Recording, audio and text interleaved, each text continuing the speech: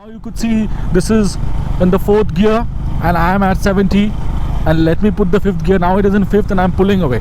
Let's see the needle just going off. See the needle just going up 80, 90. This was not the case, guys. This was not at all the case before the ECU update.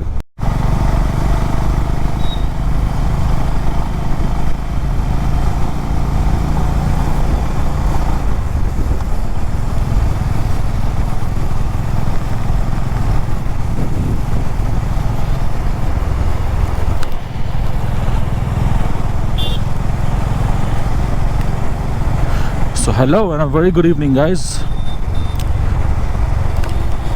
It's a very cloudy weather today. Kolkata is suffering from cloudy weather for the past few days. I use the word suffering since I don't like cloudy weather. Done a particular change in my CB350, and as you can notice, the mirrors have been changed. They have been swapped with the Avenger ones. The Avenger Street variant. These are black colored ones. They offer really, very wide view of what's behind. The CB mirrors were okay. I mean, the only problem that I was facing with the mirrors of the CB was that the field of view was too small. It was too small. So that's why I had to, install these mirrors. Not a big fan of chrome. That's why I went for the black one. So today I have another work pending for this motorcycle, and that is the ECU update. Yes, a lot of people had done it, and it has been out for maybe 2 weeks now. So I thought of having it done today, and had a word with the Honda workshop manager, and he said to bring in the bike and he would have the ECU updated. Let's see. I'm very interested in knowing that what exactly will be the difference. I think there won't be any difference as said by many people.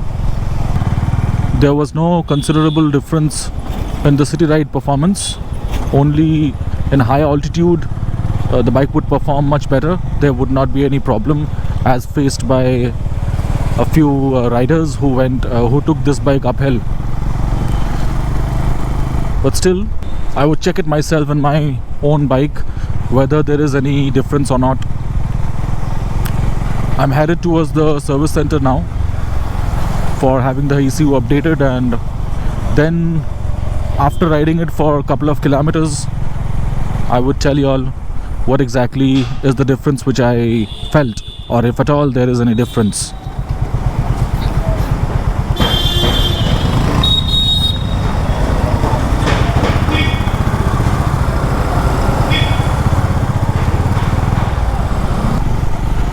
So let's see, guys. I will continue the vlog after the ECU update has been done.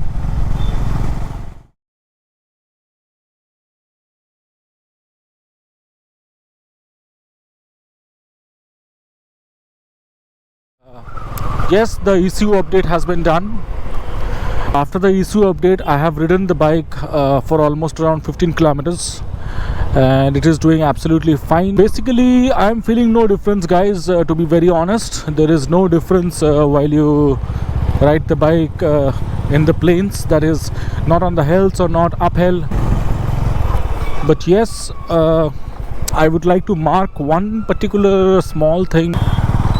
Somewhat you would feel that the gear ratios have changed, although practically it cannot change since it's a mechanical thing. But yes, electronically that could be done to some extent. So I personally feel that you could pull a bit more in every gear. Other than that, I don't think anything has changed. From the cruising perspective,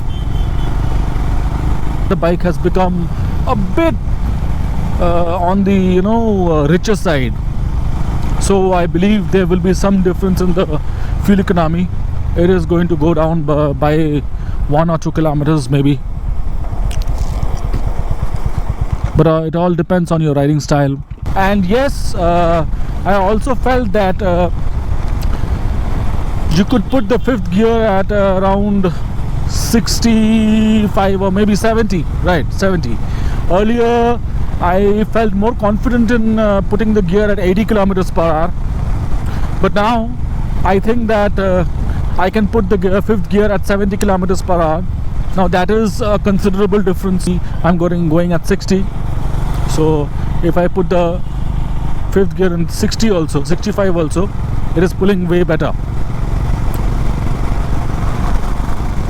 Earlier that was not the case at all, guys.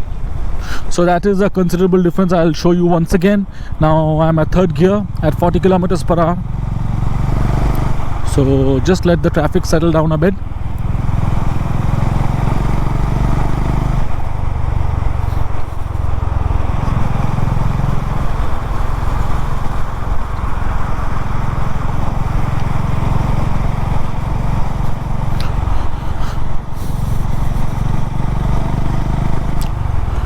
I am rolling at 50 kilometers per hour at fourth gear with no problem whatsoever. Now it is around 50 kilometers per hour at fourth gear, no problem whatsoever. So now I'm at 60, 65 kilometers per hour, 70 kilometers per hour, and I gave the fifth gear, and I'm pulling away, and the fifth gear is pulling well, as you could see. The fifth gear is pulling really well. So this is a considerable difference with which I feel was not there before.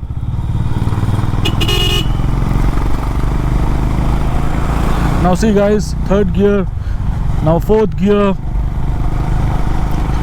now fifth gear at around 70 kilometers per hour, and I'm pulling the throttle, and it is pulling well, as you could see.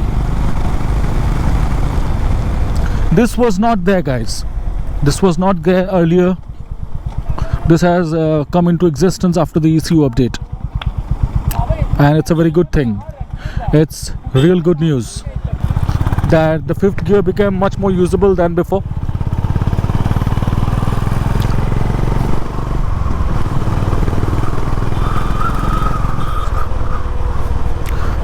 Earlier, you know, the fifth gear, I used to give the fifth gear only after 80 or 85 just to cruise around, but now I could see with my own eyes that you could even pull in the fifth gear and not just cruise around. So now you could see this is in the fourth gear and I am at 70, and let me put the fifth gear. Now it is in fifth and I'm pulling away. Let's see. See the needle just going off. See the needle just going up 80, 90. This was not the case, guys. This was not at all the case before the ECU update.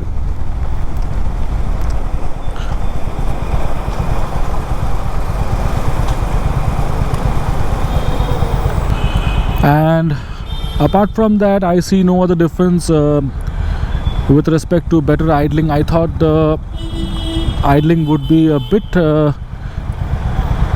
at a more RPM, because I personally feel that the idle RPM is way too low.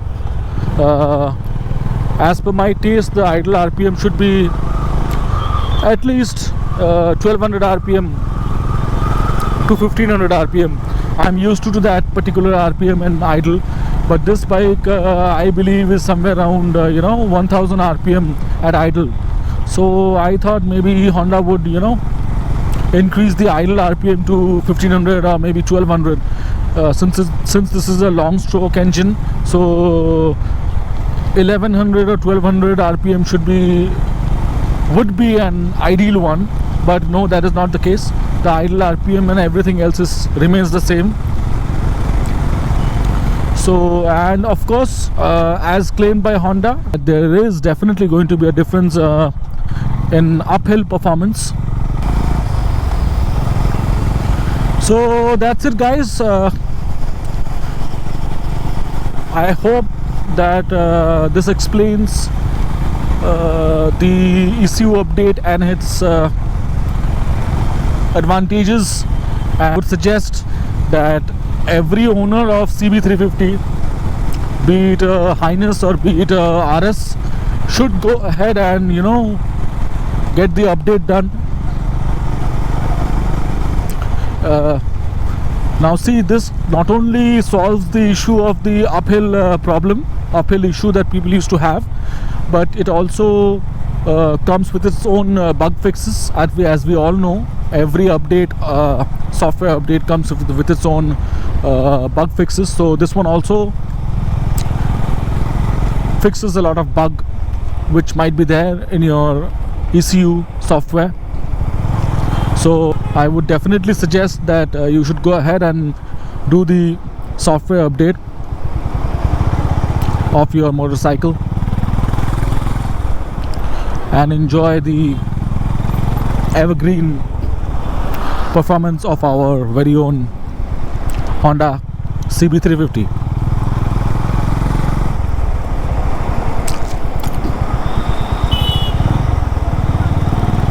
And yes guys, one small update: the mirrors from the Avenger are doing a great job. It is way better than the stock mirrors which I had. Now you could see I am riding at absolute dark. Yes, street lights are there, but still not much. So the mirrors are doing an excellent job in providing a view of what's behind. They costed me around 550 rupees. They do an excellent job, and I would also suggest for people who are facing problem with the mirrors to replace the stock ones with the Avenger ones. If you ask me that whether I faced any kind of challenges or any kind of issues while installing them, well, not as such. There was only a small glitch. Basically, if you remove the stock mirrors, you would find small adapters underneath it. So the right hand side would require that adapter. Okay, you would need the adapter for the right hand side, but for the left hand side you need to remove the adapter and screw in the mirror, the new one, because there is a story over here regarding reverse threading of the bolt. Okay, so the left hand side there would be a mismatch with the threading, so you need to remove the adapter and screw in the mirror directly. But for the right hand side you need the adapter. So that is the only thing which you need to keep in mind. Apart from that, you don't need to buy any other screws or bolts or any kind of fasteners to install them. You just need to buy the mirrors, and if you have that bare minimum know-how, then you could do it yourself, as I did it myself, or you could take it to any local mechanic who would do it for you. No problem at all.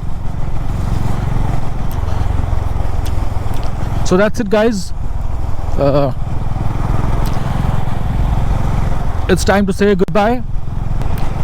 I thank each one of you for subscribing to my channel, and I wish every one of you good health and good luck in whatever you do. Please take care of yourself and your family.